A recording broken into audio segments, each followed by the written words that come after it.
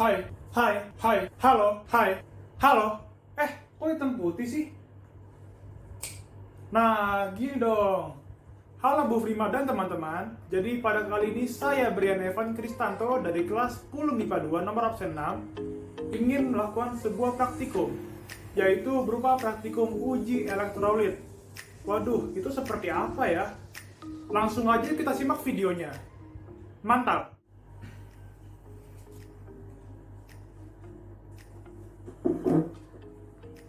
Nah, pastinya untuk mendapatkan hasil praktikum yang terbaik, maka dari itu kita juga memerlukan alat dan bahan yang terbaik pula. Yang pertama mungkin kita akan mulai dari bahan-bahannya. Yang pertama kita membutuhkan minyak goreng seperti ini.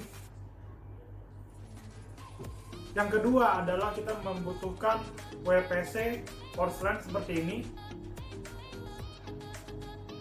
yaitu dengan Mohon maaf, maksud saya di sini kandungan HCl-nya sebesar 17%. Yang ketiga ada air keran yang sudah saya taruh di gelas seperti ini. Yang keempat ada garam dapur. Seperti ini garam dapurnya. Yang kelima ada cuka. Ada cuka yaitu merek Dixi. Seperti ini merek Dixi.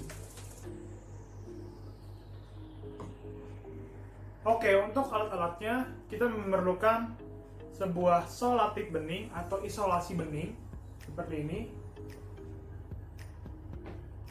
Yang kedua ada gunting seperti ini, gunting. Lalu juga ada memerlukan kabel. Yang keempat, kita memerlukan bohlam kecil yang biasanya itu digunakan untuk senter. Seperti ini.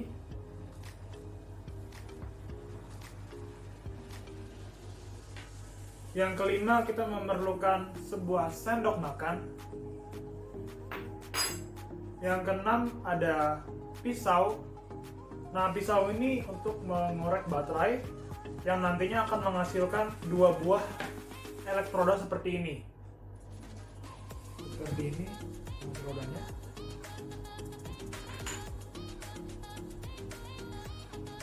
Berikutnya kita memerlukan pengukur yang biasanya ada di obat-obat sirup. Di sini saya menggunakan yang 15 ml.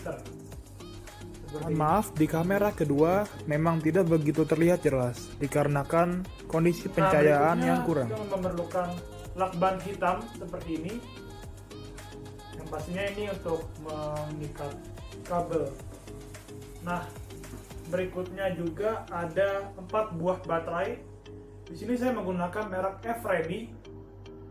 Di sini juga berbentuk atau berukuran A2.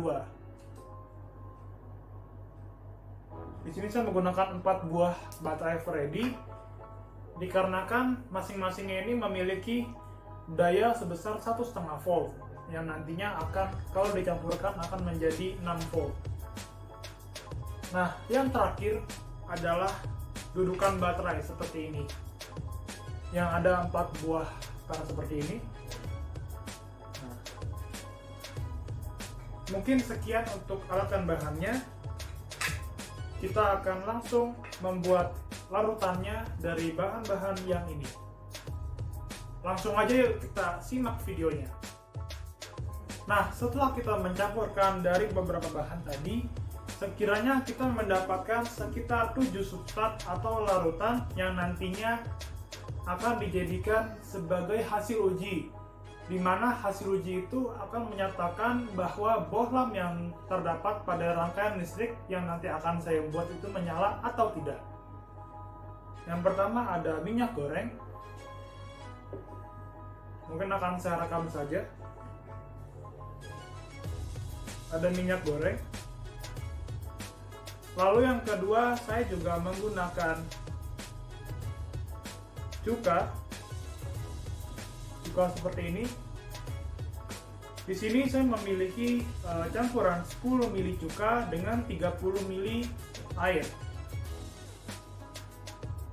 Yang ketiga, saya juga menggunakan larutan WPC. Seperti ini. Nah, ini merupakan campuran dari 18 mili WPC ditambah dengan 23 mili air. Yang keempat ada air keran. Ini air keran biasa ya. Nah, yang keenam kita ada, yang kelima maksud saya, ada larutan garam dapur seperti ini.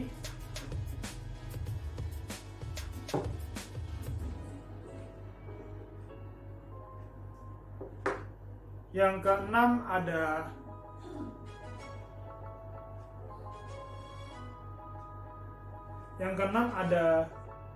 parutan garam dapur seperti ini. Ini garam dapur saja, tidak diapa-apakan. Lalu yang terakhir ada air pencuci elektroda. Nah, apa sih air pencuci elektroda ini? Jadinya ini sebenarnya merupakan air keran yang nantinya elektroda itu setelah dicelupkan akan dibersihkan melalui air ini, dan akan kita uji apakah bohlam itu akan menyala atau tidak.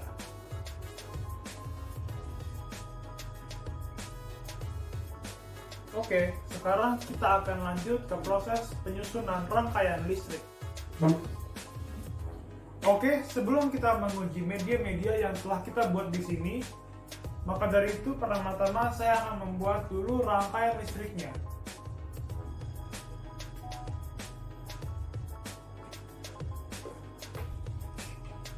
Mungkin video ini akan dipercepat untuk beberapa menit ke depan.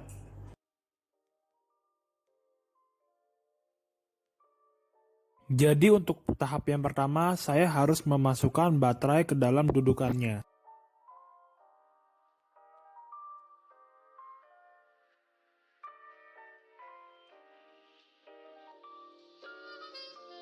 Dan untuk tahap yang kedua, saya harus menggunting setiap ujung kabelnya, sehingga hanya terlihat inti tembaganya saja.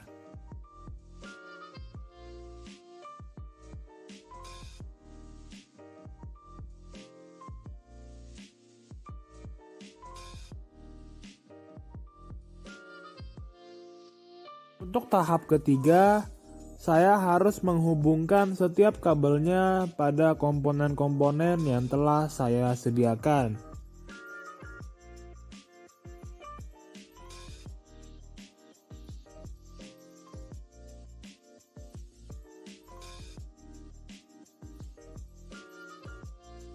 Tahap yang berikutnya adalah saya harus menempelkan kedua elektroda terhadap kabel-kabelnya.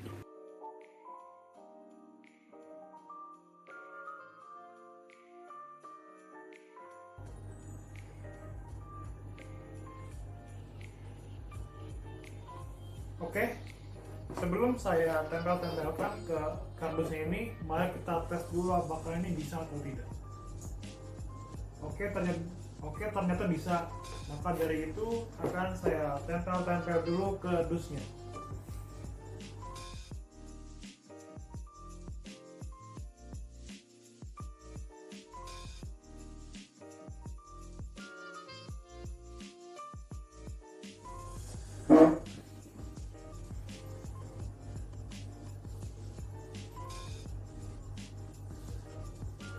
Oke, setelah kita membuat rangkaiannya, marilah kita mengujinya dari beberapa larutan yang telah saya buat ini satu persatu. Akan saya mulai dari parutan garam. Oh ya, sebelum itu kita akan pastikan dulu bahwa ini bisa menyala dengan menempelkan kedua elektroda. Oke, berarti ini sudah pasti menyala ya. Nah, ternyata setelah saya memasukkan elektroda ke dalam padatan garam dapur, ternyata itu tidak bereaksi apa-apa.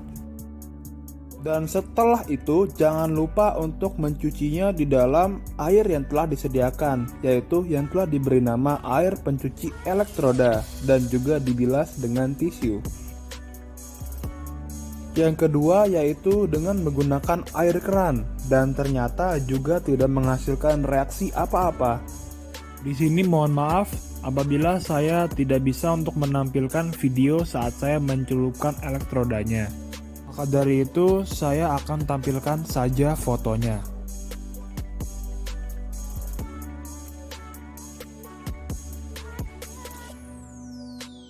Nah, ternyata setelah saya memasukkan ke dalam cuka, ternyata itu menghasilkan sedikit gelembung.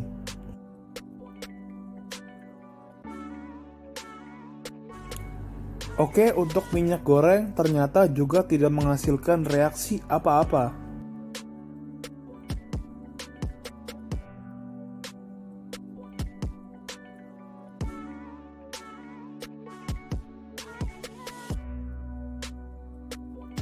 Oke, untuk larutan garam dapur, saya bisa melihat adanya sedikit gelembung gas. Maka dari itu, bohlam pun menyala. Tetapi saat saya mencoba, bohlamnya hanya menyala redup. Bahkan sampai tidak begitu terlihat di kamera. Kemungkinan ada masalah pada elektrodanya yang kurang kuat untuk menghantarkan listrik. Padahal sebenarnya air garam merupakan larutan elektrolit kuat. Dari sini larutan WPC pun terbukti bahwa bisa menjadi penghantar listrik dari satu elektroda ke elektroda lainnya, sehingga bohlam pun menyala dan juga terdapat adanya banyak gelembung. Terakhir untuk air pencuci elektroda, di sini saya tidak bisa melihat adanya reaksi yang terjadi. Nah, di scene berikutnya saya akan mencoba kembali menggunakan elektroda berupa paku. Oke, daripada saya penasaran, akhirnya pun saya mencoba kembali dengan menggunakan elektroda berupa paku. Setelah menggunakan padatan garam dapur, ternyata masih tidak terjadi reaksi apa-apa, seperti dengan yang terjadi pada elektroda berupa isi baterai. Dan kemudian jangan lupa juga untuk membilasnya dengan air pencuci elektroda. Air keran, ya tidak terjadi reaksi apa-apa.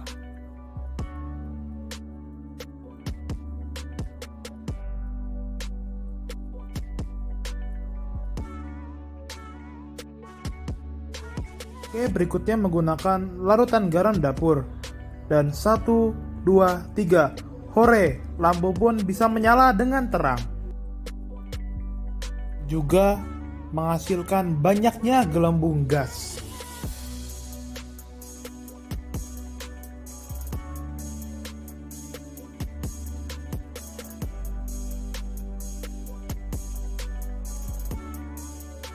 Berikutnya menggunakan minyak. Ya masih sama, belum ada reaksi apa-apa.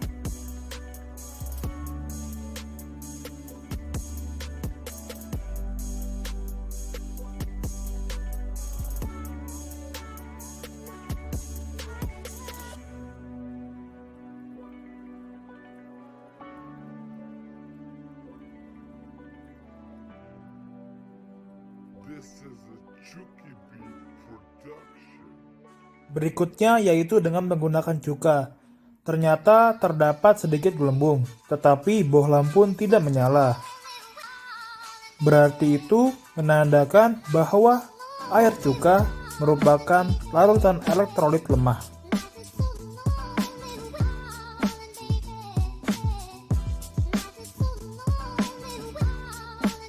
Berikutnya saya menggunakan larutan WPC. Dan ternyata bohlam pun bisa menyala dengan terang dan juga terdapat banyak gelembung gas. Terakhir saya menggunakan air pencuci elektroda dan ternyata tidak menimbulkan reaksi apapun. Oke, sekian saja hasil praktikum dari saya. Mohon maaf apabila hasil praktikum dirasa kurang memuaskan. Dikarenakan sejatinya itu merupakan warna atau keseruan dari berbagai percobaan sains. Terima kasih, thank you, arigato, gumawo, dan sampai jumpa di lain kesempatan.